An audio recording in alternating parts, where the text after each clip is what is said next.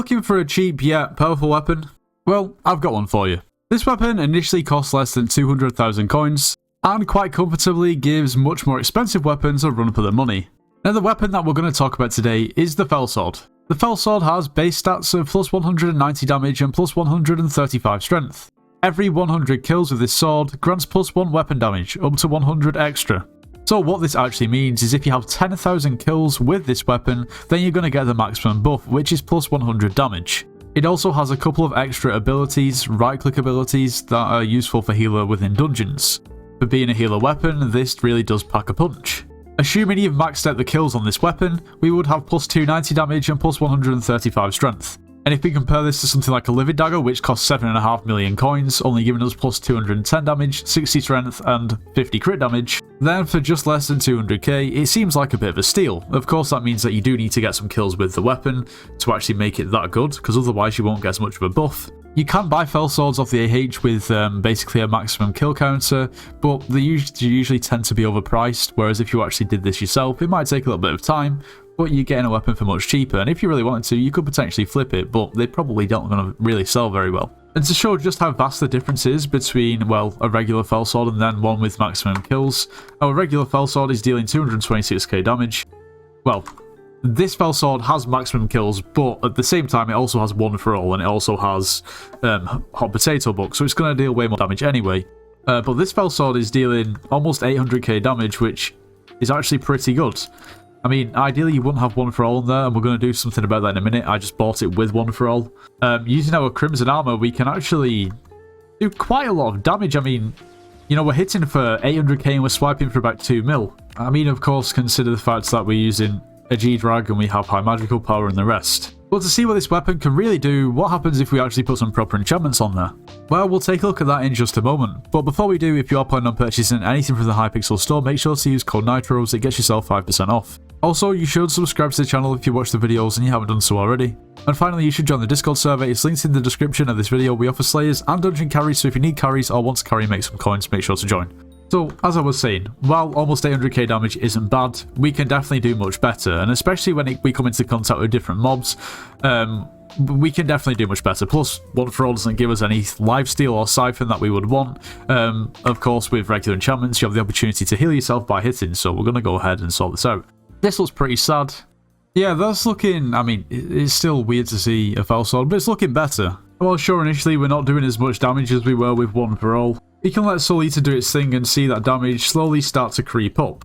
And through the Voidling Fanatics, we deal over 1.2 million damage with a Fel Sword, which is pretty damn insane. And coupling this with Crimson Armor is really quite interesting, because the swipes are, well, they're not stingy. A 4 million swipe and a 1.2 million hit. So 5.2 million damage with the Fel Sword. What's going on? Here quickly we can take out this 8 million health Enderman. That actually wasn't very impressive. Same again in the Crimson Isles, we're able to hit for over 1 million damage straight up, and our swipe is more than 3. Thing is, in principle, this weapon costs 200k, and sure, you know, there's everything else. You see, the funny thing is if we take a look at something like the Shadow Fury, it does 300 base damage, which is 10 more than the Fel Sword when it has maximum kills. It gives us plus 130 strength, which is actually 5 less than the Fel Sword. Sure, it gives us plus 30 crit damage and plus 30 speed, two things that the Fel Sword definitely doesn't have. And the right click ability on the Shadow Fury is also quite good. But it is 53 mil. And even if you were to pick up, say for instance a Fel Sword similar to this, it just had One for All, I think I paid 9 or 10 mil. So there is actually a big difference. Don't get me wrong, the Shadow Fury will be slightly better. I mean, it will probably do slightly more damage. The damage will be very similar, but the right-click ability is good. But I'm interested to see what this weapon could do as a Berserk in dungeons. Let's see what happens. I've just realised I sold my Necron setup. So now I'm using Crimson in dungeons. Huh. Yeah, we need to do something about this. Okay, that should do us. That should do us for now. Okay, here we go. For a proper damage test. 12 million is not bad, really. I mean, let's see if we can get anything more. 13. I guess as we progress through the dungeons, we're probably progressively going to do slightly more, so we'll skip ahead a little bit. Yeah, and honestly, I'm relatively, you know, happily surprised by this weapon. 14.5 million damage. I mean, Obviously, this is 4.6 and we're never really going to have any issues clearing. But, yeah, I don't know. I just think it's pretty good. And for the price, realistically, a unique weapon where you don't have to pay 40-50 million coins to get the finished products, where you can just pay a couple 100k. And sure, you're going to need to put some enchantments on there yourself that might cost a few coins, but you're going to have to put them on any weapon that you go and buy.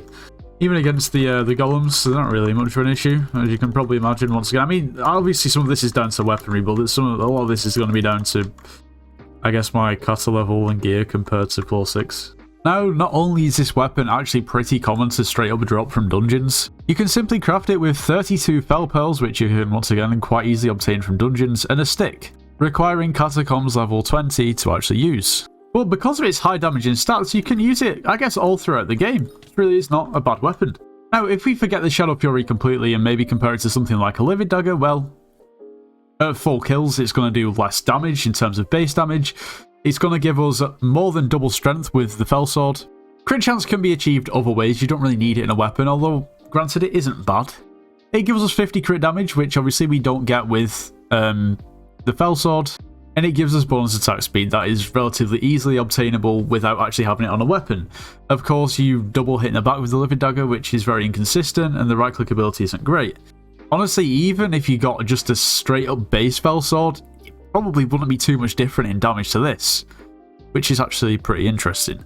I mean, I guess something that is a little bit strange is, of course, the requirement for something like a Livid Dagger is just floor 5 completion, whereas the Fel Sword is kata level 20. Now, this makes sense because, well, you can drop Livid Dagger from floor 5, and a Fel Sword isn't a drop from the end of a run, so it does make sense why it's different, but at the same time, I don't know, is kata 20 a little bit steep?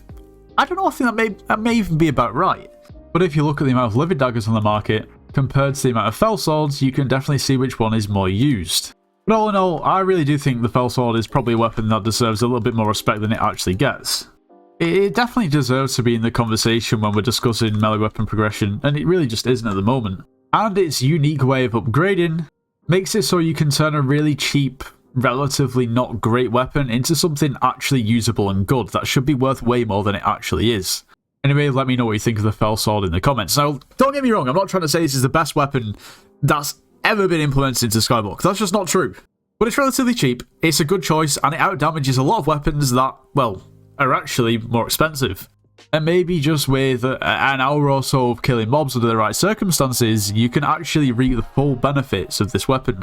Anyway, if you did enjoy today's video, make sure you do leave a like, subscribe if you're new, and I'll see you in the next one.